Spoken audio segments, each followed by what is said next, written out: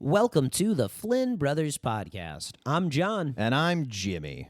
Today's big idea, new American classics. We turn today's podcast into a radio hour as we present to you our band, the Solons' second album, New American Classics. Later, we'll share what inspired the songs, how we recorded them, and other behind-the-scenes tidbits.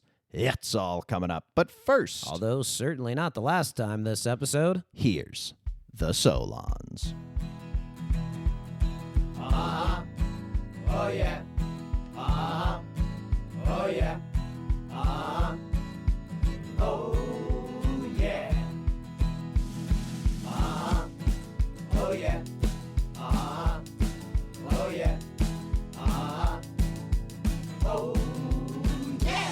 You know, I think by now that fans of this podcast know that we're in a band. We are. We're in the Solons. You hear them every episode. You heard it just seconds ago here on this podcast. And we've been in the band, I'd say we formed 2022-ish, somewhere around then. I guess, what would you kind of point to the origins of the band forming? Well, I would say that it started with you and I. We used to take very long walks, and every now and again we'd come up with a little song idea, some little hook or verse or little phrase that we liked. Just little BS improvising, wasn't it? Yeah. And then along the same time, I was trying to learn the guitar for probably the fourth time in my life, and it finally stuck, and I had sort of been playing like Johnny Cash or Elvis or Willie Nelson, just very simple, like 4 or 5 chord songs. And then one night I tried putting one of those silly song ideas to some chords that I threw together and birthed our first song, Some Guys. Which was the title of our first album, Some Guys, the Solons debut. It came out in 2023. And, we couldn't write and record an album all on our own. We were able to write down, about 20 songs or so, and then we enlisted the help of our friend. We've mentioned him on this podcast before, Harry Ostrander, professional musician, trumpeter extraordinaire, and he agreed to help us produce the album. Had a lovely production setup in his garage with soundproofing equipment and fancy microphones and the Logic, the music application on the computer, and together with some blood, sweat, and tears, we recorded our 11-track first album, Some Guys. If you've never listened to it, give it a listen. It's on Spotify, Apple, wherever you get your music. And we've been working the past couple of years since we finished our first album on this second album, New American Classics. And we've worked really hard on it, and we're kind of thinking of fashioning this episode as sort of a radio hour to give fans of the podcast an opportunity to hear our latest album. Yeah, I mean, it's something that we put a lot of effort into. I mean, countless hours of writing and then also recording. And I think it's even better than the first album, which we learned a lot doing, but we were able to get some better equipment. We had learned just things about songwriting in general and making music that lent itself to a higher quality product this time around. And I think, too, what's also been nice is, me and Jim, we've pitched our sketch comedy shows. We've talked about the screenwriting that we've done. We are obviously doing a podcast currently, but there are some ideas that just lend themselves to the song format. Some ideas are, they contain enough weight to fit into different mediums, and all the songs that we have on this one, I think, are all ideas that we thought best worked as a song. Yeah, I think in any of our writing stuff we create, we always try to have it be funny but also serious, and I would say the first album is skews a little more toward funny than serious, and I'd say we correct a little in this album where it's still very fun and funny, but a little more serious and sincere.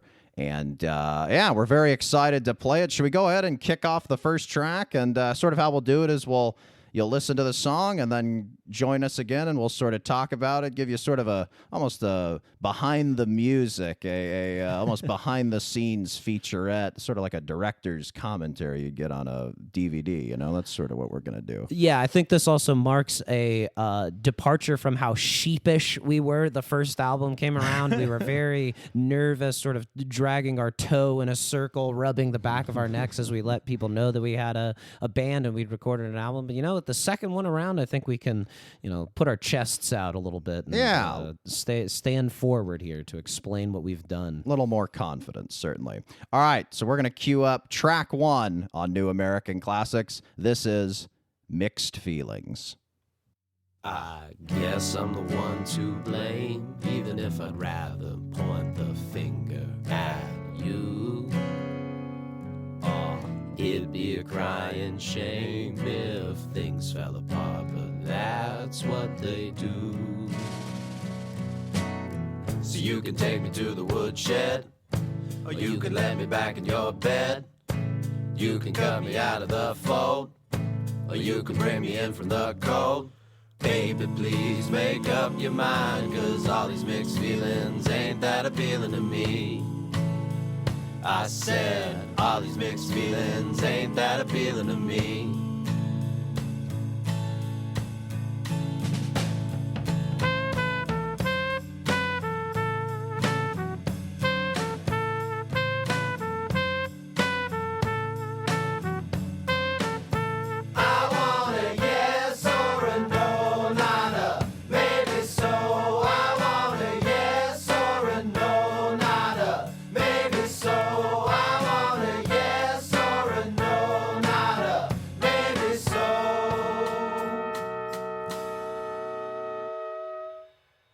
I thought you forgot, that's why I called you out of the blue. Too bad we both got caught in a lie that we wanted to be true. So you can take me to the woodshed, or you can let me back in your bed. You can cut me out of the fold, or you can bring me in from the cold. Baby, please make up your mind, 'cause all these mixed feelings ain't that appealing to me. I said, all these mixed feelings ain't that appealing to me.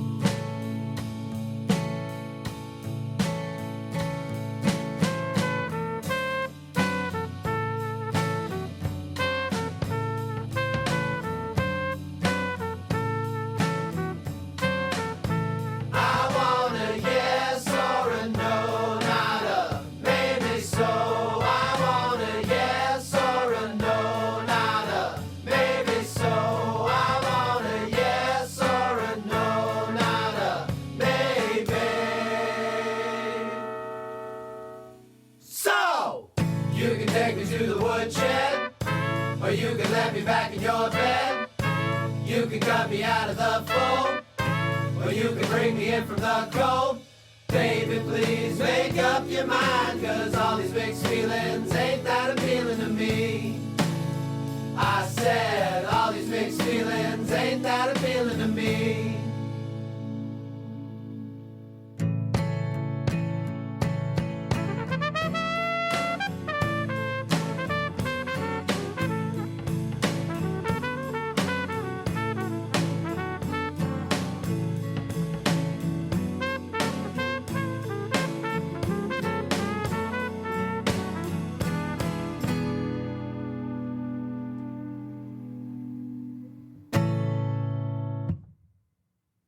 That was Mixed Feelings.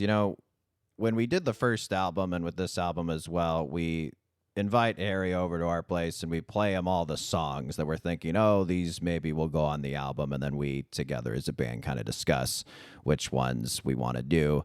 And I remember when we were playing all the songs, this was Harry's favorite when we played them all. And I think it was the You Can Dig Into the Woodshed. Like, I think he really liked that kind of pre-chorus build. And you were kind of the first one who had written most of this song and had sort of brought it to me. Where did it sort of come from? I think the thing I like best when writing songs is to try to mix together two different things and find where the idioms in the Venn diagram sort of land in the middle. So for Mixed Feelings, it's kind of like a song about a unsatisfying relationship, where you're, a situationship, perhaps you might call it in these modern times. And also, like a job or any sort of time when things are sort of unsettled. And so it's when you kind of figure out that type of thing. And then the other part of it was we did a rhyme structure with the verses that was like really heavily rhyming. That it goes like A B A B, and so I think that it lent itself to sometimes when you have those limitations that you put on yourself, it's easier to write something. It was the case with this where we had a much better guitar, not only for this song, but for the entire album. With our first album, we played most of the acoustic songs on a guitar you had gotten from our Nana, a guitar that was over 60 years old and had a hole in the back of it. And it had been gathering dust in an attic for decades. So obviously, for anyone who's heard the first album, it immediately just sounds better, the guitar. And Harry's trumpet, of course, is fabulous in this song, as it was on the first album and many other songs on this album. I love the perfect match for "I want a yes or a no" with his trumpet, and that was something when you had kind of brought sort of the pieces of this song and you had written most of it, which was how a lot of the songs go. Since you play the guitar, you kind of craft most of them, or if we're together, we'll kind of do it together. But for a lot of them, you'll kind of bring a started product, and then I'll come in and help. And then, like we say, we write the songs, Harry makes the music. So we have our version of it, and then Harry takes it to a whole nother level. Yeah, particularly at the end there where he just kind of gets to let loose on the trumpet, which is something that we tried to build more into this album, was opportunities for Harry to play the trumpet because he plays it so well, and it really elevates the level of music that we get. And I think we had a different version of the song when we had written it originally than what had come out, although we're very happy with the finished product. I know the thing that took the most trial and error in the recording studio was the drums and the percussion. On the first album, I played drums on a lot of the songs. I'm not a drummer, and so it was very rudimentary. And so basically with this album, I would have ideas. We would have ideas for what we wanted the drums to sound like, and then we'd kind of work them out with Harry on Logic. But this was one that just took a lot of trial and error for whatever reason. I don't know. Maybe other drummers can explain it, but this one was a tough one to fit the percussion to, wasn't it? Yeah, it has kind of 3 different movements. Like the song Yeah. stops and starts a couple of times, and there's a different feeling pace kind of between the verses and the choruses or the kind of pre-chorus and chorus. So yeah, just kind of a trick to figure out a way to knit it all together while making it sound complete. And fun fact about the guitar we use in this song and on most of the songs on this album, it is from a member of the band Revolution, the well-known reggae band. Harry's friends with one of the members, and he told him, hey, I'm kind of getting into guitar, and while he had it, it's like, this would be a good time to lay down some tunes. And so, again, a huge improvement upon the guitar of the first album. Yeah. Okay, we're going to kick it to track 2. This is Son of a Gun.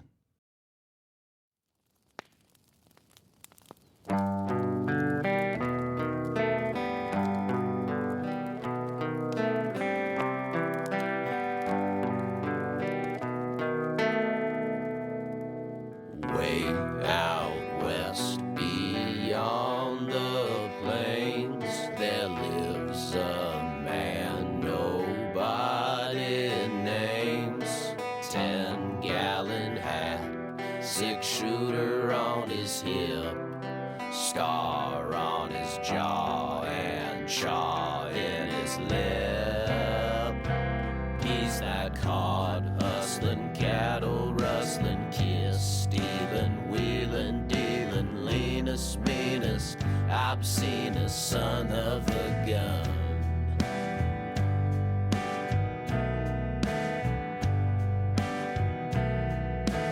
Draws as fast as a rattlesnake, leaves dead bounty hunters in his wake, drinks and gambles and fights with a knife, unless he's with the sheriff's wife. He's that cod hustling, cattle rustling, kiss stealing, wheeling, dealing, leanest, meanest, obscenest son of a gun.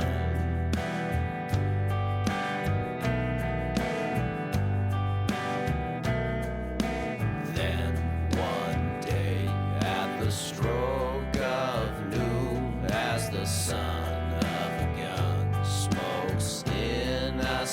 whom a stranger said, You shot my brother dead, and now I've come to collect thy head. of the con hustling, cattle rustling, kiss stealing, wheeling, dealing, leanest, meanest, obscenest son of a gun.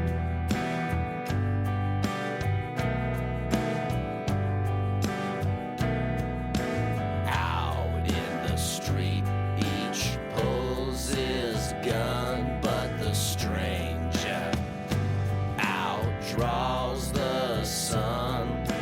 He drops dead in the center of town, and now the stranger is known all around as the con hustling, cattle rustling, kiss stealing, wheeling, dealing, leanest, meanest, obscenest son of a gun. Yeah, he's that con hustling, cattle rustling, kiss stealing, wheeling, dealing, leanest, meanest, obscenest son of a gun.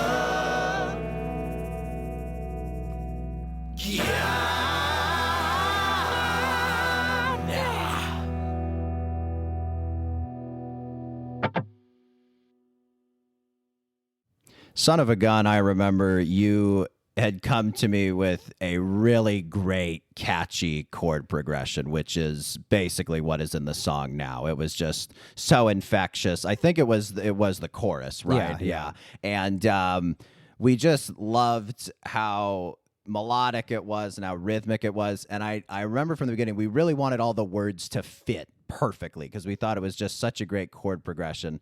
And at the same time, we've always wanted to do one of our favorite songs is Johnny Cash's "A Boy Named Sue," and we love narrative country. You know, Willie Nelson, Red-Headed Stranger, all that sort of stuff. We love a country song that tells a story, and then at the same time, we love songs where there's lots of qualifiers on it. So, for instance, "Itsy Bitsy Teeny Weeny Yellow Polka Dot Bikini," right? Or at the time, we were listening to a lot of Jim Croce.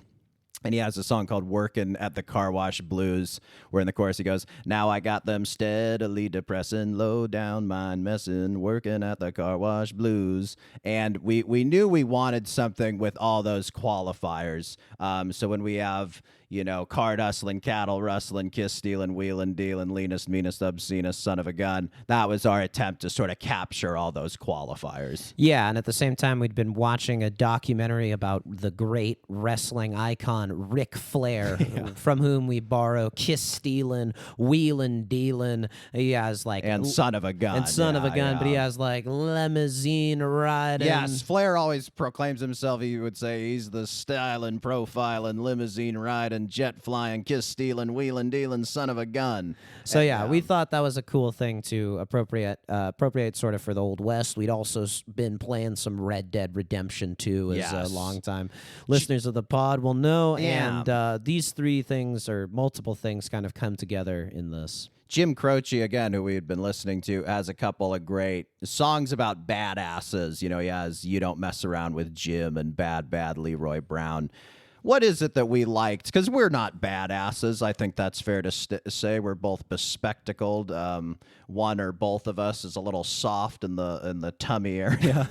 And, what is it about a song about a badass that you think we really enjoy? I think everybody just likes to embody whatever the badass is that's being sung about. When you listen to a song about a badass, you yourself feel more badass. Yeah, it's just kind of cool to create a mythical character. What do you remember about singing this thing in the studio? That it was fairly easy to do. My brother and I have fairly deep voices when we sing, and it's easier for us to kind of hit stuff in the low register. And I believe that we had it, but our part was pretty easy, but we felt it needed a little bit more kind of punch and zip. More and zhuzh. little zhuzh and some voices in the higher register, and we really wanted to get Harry singing more on this album. And at the end, Harry is really just Wheelin' dealin'. it's great. I think that at the end, the song really has a nice build. You know, it starts very slow with the campfire crackles and the plucking, which was some of the hardest guitar playing that I've ever done. And by the end, it's a full blown like orchestra of people coming together and unifyingly singing in unison the praises of this. It's a shame new the only champion. person, Harry Ostrander, with musical knowledge and vocabulary in our band could not be here tonight. So it's on us to do our best with our humanitarian brains to figure it out. Humanities, I should say. The humanities. But we're also rather humanitarian. The last thing I love about this song is the line draws as fast as a rattlesnake, and that's where we bring in the shaker. That sounds like the rattlesnake tail, and then the shaker's in the rest of the song. All right, next track. This is the island-inspired track 3, Beach House.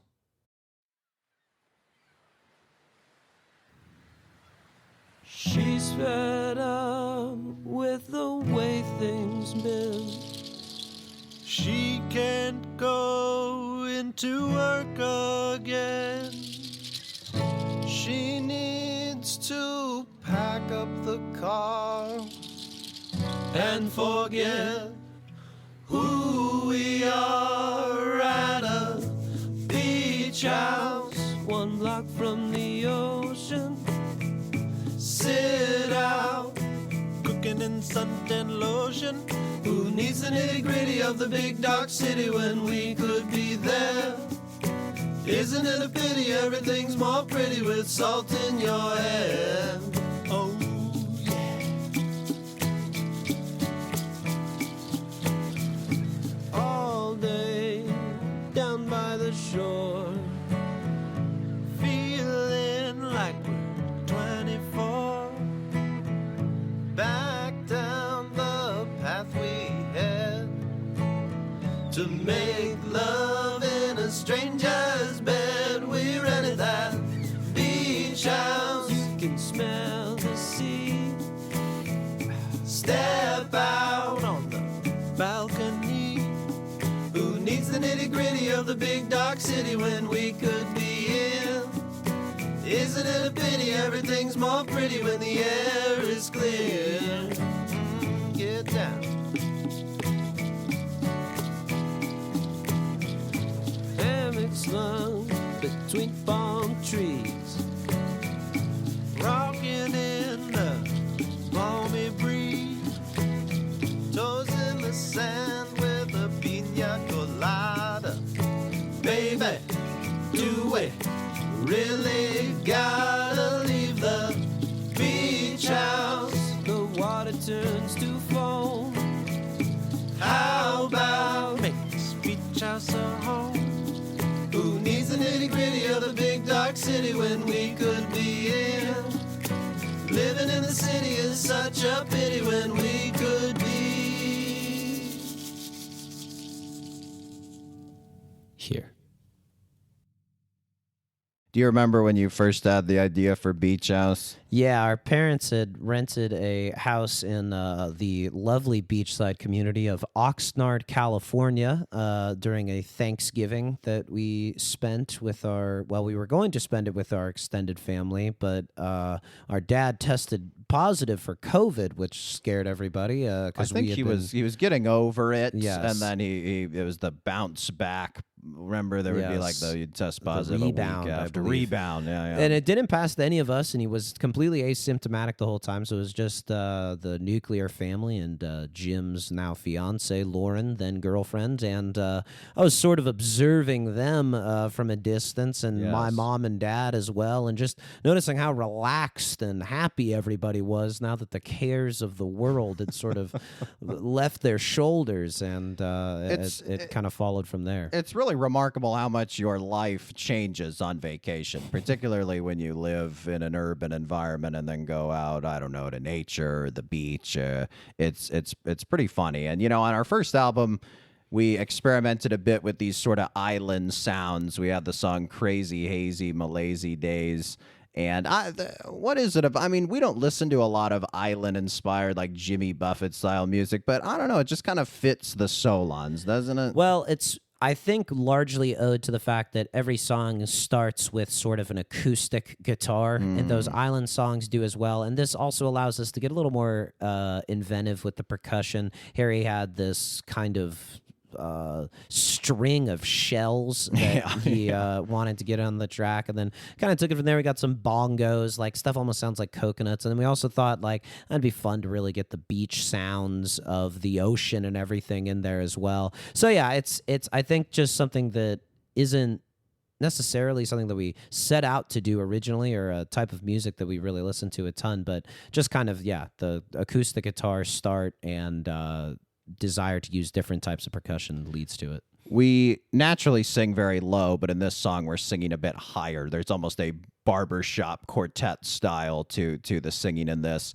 I remember I struggled to sing up higher with you and Harry. And Harry, one of the techniques he told me when I sing is to tighten my butt cheeks.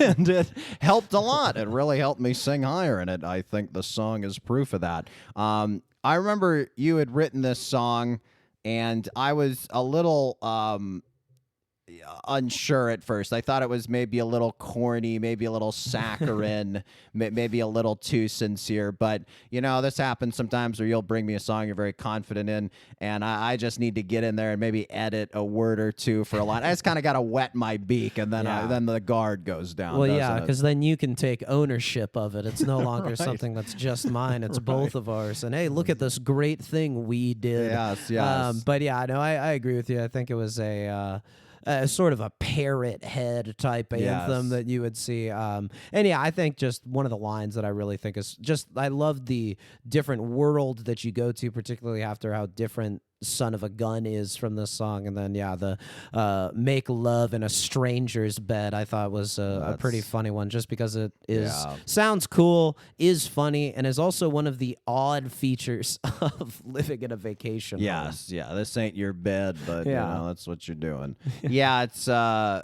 It's funny. I mean, we had on the first album almost some of these like outros that are almost like sketches, because we've done so much sketch comedy, and there's a lot of character-based stuff on the first album as well as this album. But this Beach House, you could appreciate it as a funny song, or you could take it at face value very seriously and appreciate it as well. And I think that's really, this song really encapsulates sort of that that attempt on our part artistically, just to have things that, it can be funny and you can enjoy it from sort of a humorous perspective, but also you could just take it at face value and enjoy it as well. Yeah, it's a little wink.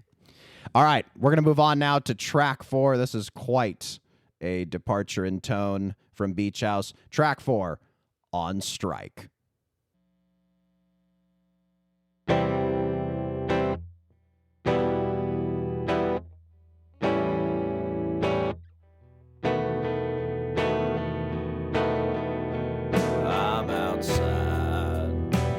A sign letting people know things ain't fine.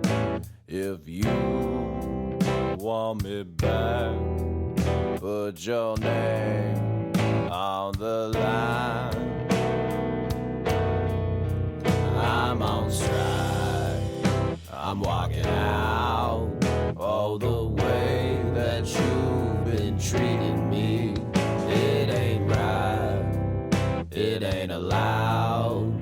Starting today, you'll pay for cheating me.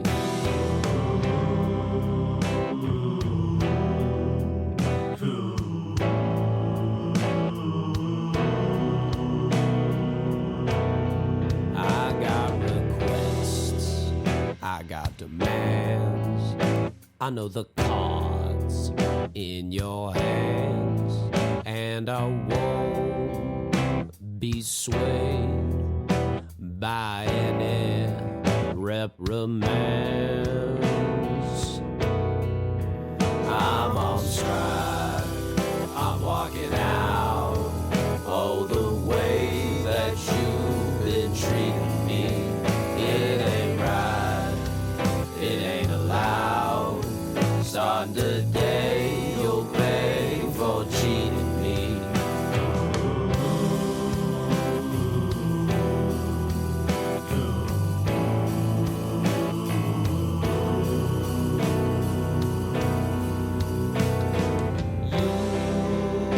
had your way for so very long, and I think it's time to right some wrongs.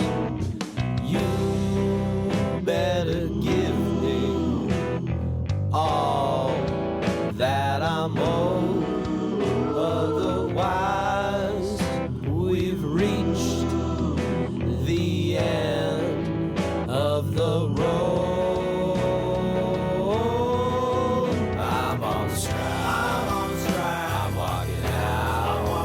Oh, the way that you've been treating me, it ain't right. It ain't allowed. Start today, you'll pay for cheating me. I'm on strike. I'm walking out. Oh, the way that you've been treating me, it ain't right. It ain't allowed. Start today, you'll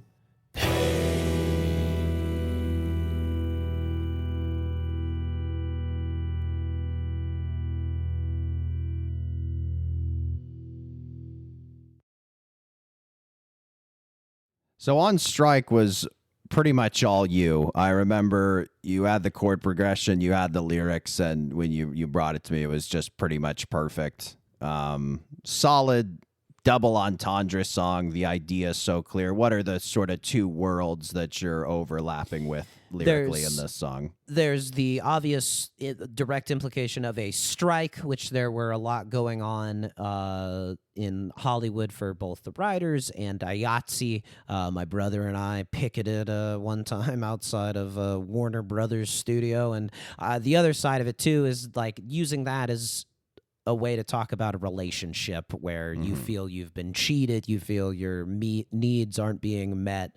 And yeah, again, when you have those two things where you can kind of have idioms that cross between it, I think that's really where you're in a good songwriting pocket, if you will. We've talked about this before, where in any type of writing, restrictions are helpful. If you can write about anything, you're going to get writer's block, and you're just not going to get anything done. But if you have those guardrails up, if you have those restrictions like, okay, this song needs to be about both a strike and a breakup, then it really focuses you, it hones the writing, and it overall just makes it a lot stronger. Yeah, and I think the other part of it too was I wanted to do something where there was silences in between the hits of music and kind of make something where there was a mixed up strumming pattern. And again, another song that really builds nicely. And this one was obviously very simple, as everybody can tell from listening to the guitar. So it really required Harry to do a lot of extra work here. He has some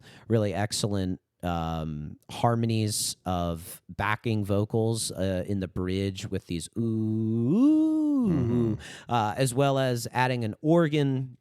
You know, Harry doesn't really play piano, but he knows enough about music to figure out how to make it sound excellent. And his bass playing, too, is a little bit more complicated on this maybe than some of the other tracks, which lends a bit more complexity to the sound of the whole song. Yeah, the organ and Harry's vocals add a nice lightness to this song. Our voices are always deep, but they're especially deep on this song, and as is the guitar, as is the bass. And it's almost like a dessert where it's like chocolate brownie, chocolate ice cream, hot fudge, and then Harry comes in with a little, strawberry and a little whipped cream. But yeah, I think another thing that's great about this song is it's almost like a blues song. It's a very workman-like song. And kind of like if you've ever heard Green Day's Brain Stew, there's definitely some like influence from that. It's a song that really hits hard that we really enjoy. But yeah, it is sort of our best attempt at almost like a very workman-like blues song, isn't it? Yeah, exactly. It just has that sort of driving pulse to it, almost like a what you'd hear on a chain gang. Like there's just the classic like hit. So if you were you could smash some rocks to this song for sure. Yeah. Again, we're gonna change pace and move into track 5. This is Rainbow.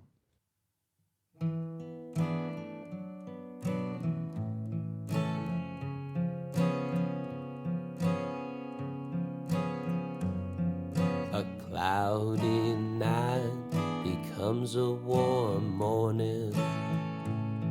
The best things in life come without a warning. The moment I kissed you, the rain had just begun, floating down in front of the sun. And you said a rainbow doesn't shine for long, so you better get a good look at it before it's gone. A rainbow doesn't shine for long, so you better get a good look at it before it's gone. The seed didn't grow until it did. You know you can't win unless you place a bid. We were sneaking round, holding hands in the cold, stealing from a couple pots of gold. And you said a rainbow doesn't shine for long, so you better get a good look at it before it's gone. A rainbow doesn't shine for long, so you better get a good look at it before it's gone. Oh, I can't take my lying eyes off of you. Oh, I can't take my lying eyes off of you. Oh, I can't take my lying eyes off of you.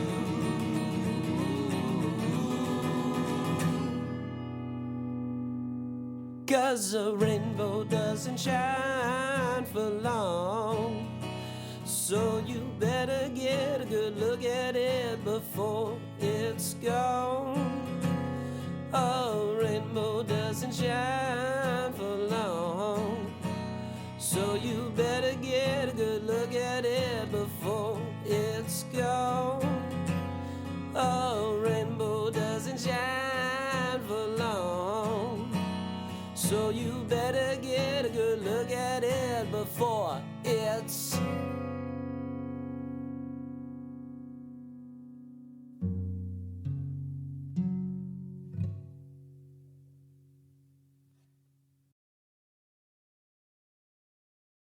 Fun fact about the album, it was originally going to be 6 songs, which I think would technically make it an EP. And we were pretty good with the 6. And then you came to me and said, buddy, I've written a new song. It's called Rainbow, and I really think it should be on the album. And you fought like hell for it. Again, I was my typical fear. I was worried it was too sincere, too sentimental. You know, I like when our songs have a lilt of comedy to them, but you know, having heard it again and again, I just have to admit it's a great song. It's beautifully realized, and you know, provides a great change of pace on the album. It has a great hook. And you know, part of me is still 5% bitter because it's the only song on the album I don't sing on. So I don't know that I can give it my full endorsement. No, I'm just kidding. It's a really wonderful song. Really wonderful song, buddy. Oh, thank you very much for saying that. Yeah, it was, I had literally seen a rainbow in that inspired it because, you know, a rainbow literally does not shine for long. That's true. And, you know, I don't want to, you know, get too personal here, but I was going through some things, positive things that sort of inspired this. And then as well, I thought that there, you know, I didn't want it to be just completely, you know, it's kind of a more sincere, straightforward love song than we typically do. Usually there's a bit more of a wink to it, but we wanted there to be, I don't know, I felt like a little bit of melancholy kind of fits with it because, you know, rainbows, there is something beautiful about seeing them, but also, you know, you kind of have to act quick because they're only allowed to exist under very certain circumstances. Our pal and bandmate Harry is very particular about the word standard. You know, in terms of a standard of the American songbook, like "Fly Me to the Moon" or "I Get a Kick Out of You." You know, songs that the masters of American vocals have sung throughout the 20th century into today. And to me, there's a handful of songs we've written that I think could qualify as standards. He would buck against this. I think this is a song that could qualify as a standard. It does have that evergreen, timeless appeal to it. In fact, the album was originally going to be called New American Standards because we thought all of the songs were almost these new American standards. They had this timeless evergreen feel. But Harry, as someone who in jazz bands plays a lot of standards, he flatly refused. So we changed it from standards to classics. A couple things I really love about this song. At the end, where you would say before it's, and then instead of saying gone, there's just the strum, I think is a fantastic touch. That to me is enough of like a little joke in the song where it was like, okay, this isn't like perhaps so sincere as you might think. Talk to me about in the bridge, "I can't take my lion eyes off of you." You have a very particular sort of expression when you're not telling the truth. Talk a little bit about that. Yeah, my brother and a lot of people who know me well can pretty easily determine when I'm not pleased with a situation or if something isn't happening the way that I would like it to be. I'm pretty bad at disguising the way that I feel about something. And I thought this too, it sort of makes it almost like this is something like a relationship where you're enjoying it a lot, but perhaps you know that it's not going to last. And so when you're in these sorts of situations and you're having fun and, you saw something, it's like, well, that might be trouble down the line, but you don't want to ruin the good time. And so your lying eyes are still fixed upon that person. And yeah, I think the other part of it too is just like phonetically, it sounded the best. We tried we tried crying eyes, Right. we tried drying eyes, we right, tried right. prying eyes. None of them worked right. as well as lion eyes. And I think that just sometimes too, you have to give yourself over to the poetic sound of lyrics as opposed to the literal meaning. I think this song's interesting too in that most songs are either love songs or breakup songs, and this one's kind of both. I think it's kind of cool how it has a toe in both camps. And yeah, again, hats off, buddy. Well done. I appreciate Well that. done. The beautiful thing about this album is we have a lot of whip changes in tone from song to song. We'll usually alternate acoustic, electric, acoustic, electric. And, we mentioned Rainbow being a great change of pace. And then this one goes the polar opposite of it. Track 6, this is If You Were Me. Way back when, back in the day, when we were kids and had no say, we used to run, we used to dream, we used to laugh and claw and scratch, we used to scream. I should have known it had to end. Now you're a stranger, my oldest friend, gone with the wind. Citizen Kane, you found fortune, but all that gold drove you insane. You called your shot, you made a lie. Oh boy, you have, and I have not. Yeah, I wanna see, who would you be if you were me?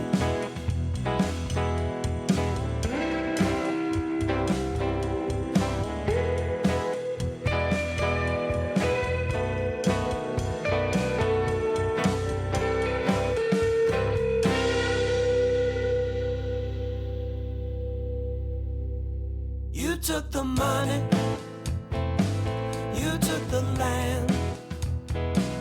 It all worked out just as you planned. But all those people you left behind have all the things that you search for, but you can't find. I've said my piece, I've dug my grave, throw in some dirt, I can't be saved. We'll meet again some other life. You bring your gun, oh, I'll bring my knife. You called your shot, you made a lot. Oh boy, you have, and I have not. Yeah, I wanna see, who would you be if you, oh, if you were me?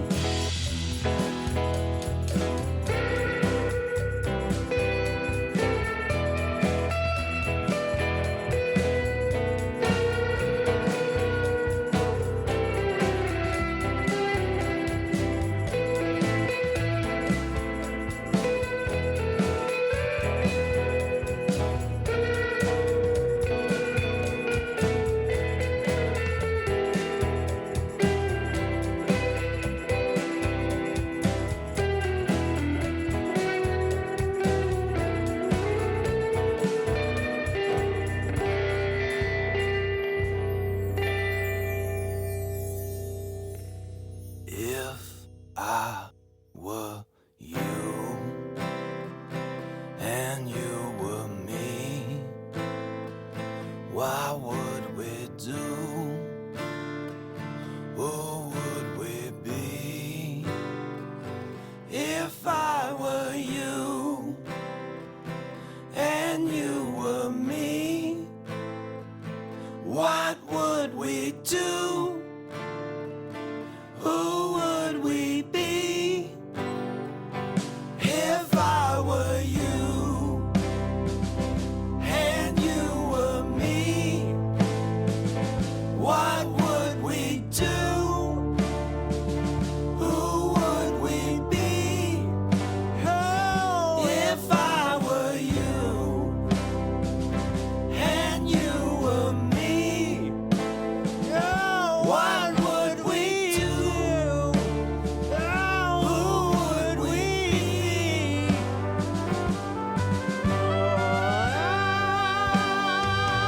You called your shot, you made a lot.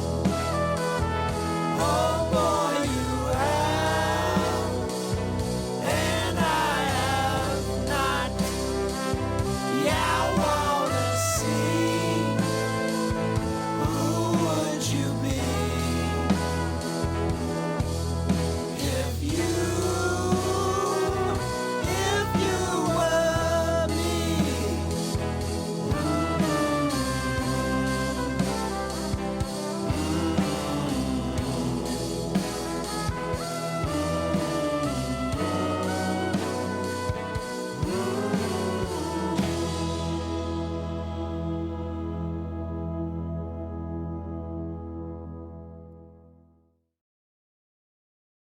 That was If You Were Me. Like many of our songs, it began with you coming up with a very catchy riff. I mean, that was something you were just playing constantly around the house. And again, sort of like Son of a Gun, we wanted something that just lyrically matched up super well and accentuated the rhythmic, very melodic nature of what you had come up with.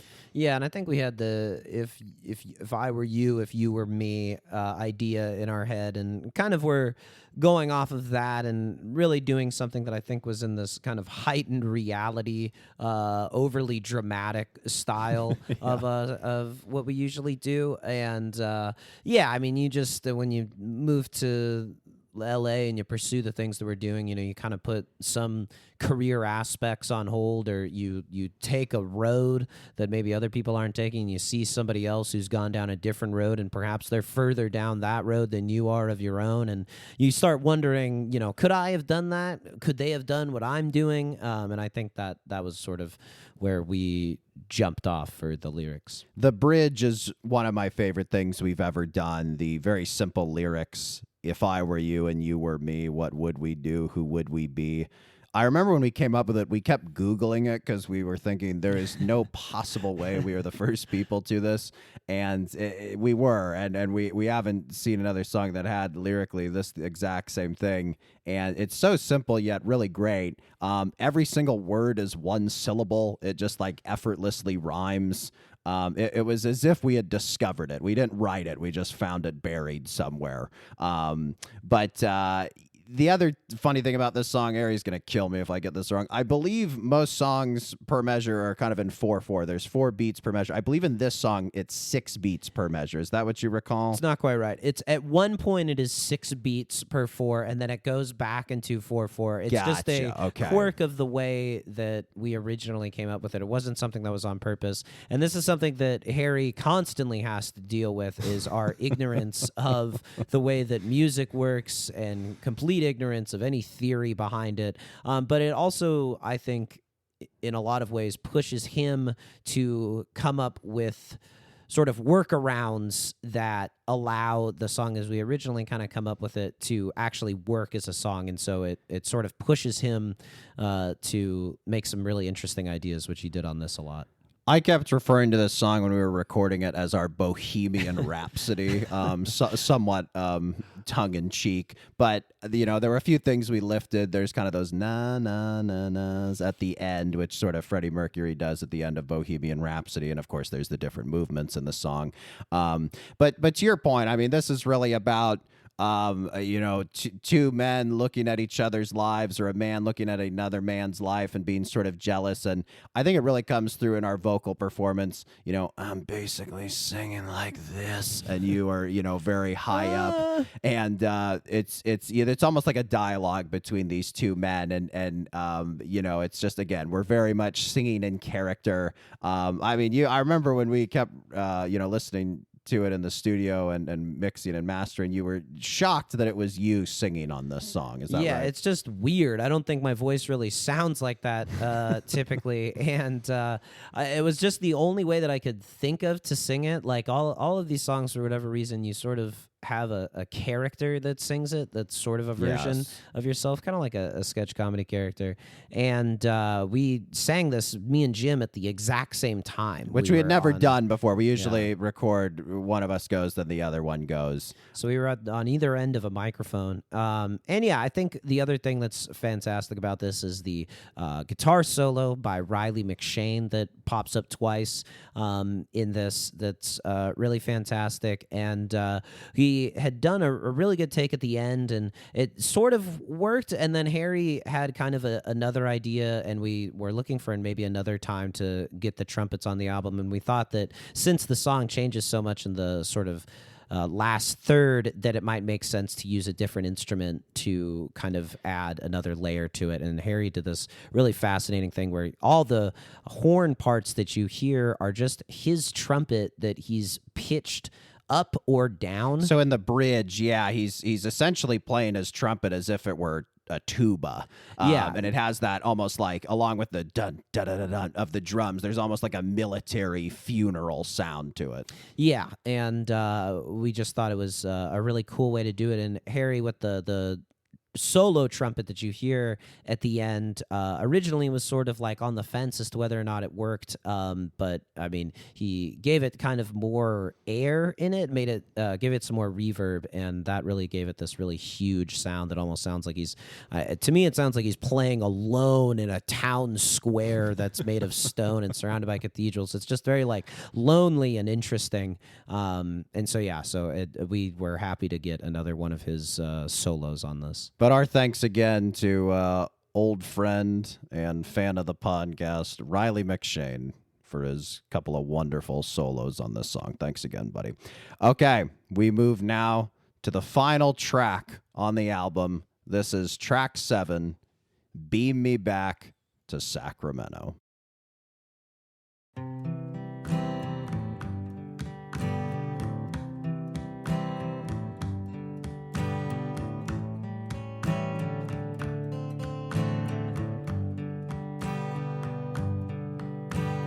Beam me back to Sacramento. I'm tired of feeling out of place. Beam me back to Sacramento. I need that Delta breeze on my face. Another night playing a half-empty room. Another tick before the boom. Another day stuck in standstill traffic. Surrounded by silicone and plastic. Beam me back to Sacramento. I wanna lay underneath the trees. Beam me back to Sacramento. Take me back home, won't you please?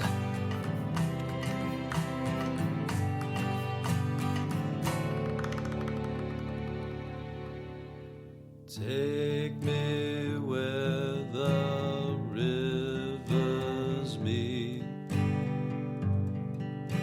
where I can dry out in the heat. Take me where the grass is greener, where the fruit is fresh and the gas is cheaper. Beam me back to Sacramento. I'm tired of feeling out of place. Beam me back to Sacramento. I need that Delta breeze on my face. Beam me back to Sacramento. I wanna lay underneath the trees. Beam me back to Sacramento. Beam me back home, won't you please?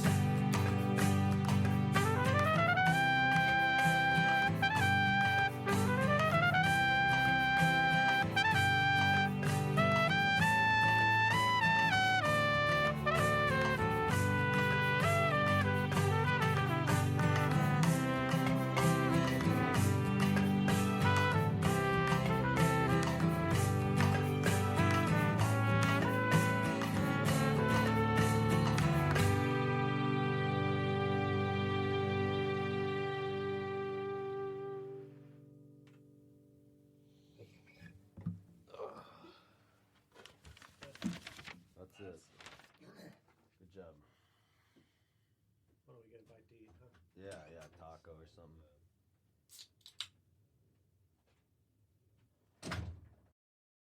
And that's it. The final song, Beam Me Back to Sacramento. I remember when we were finishing up mastering our first album back in 2023, we were kind of hanging outside. You know, we'll work with Harry for like 10 hours straight, and we'll just have occasional breaks where we'll try to get some vitamin D and wolf down some snacks and such.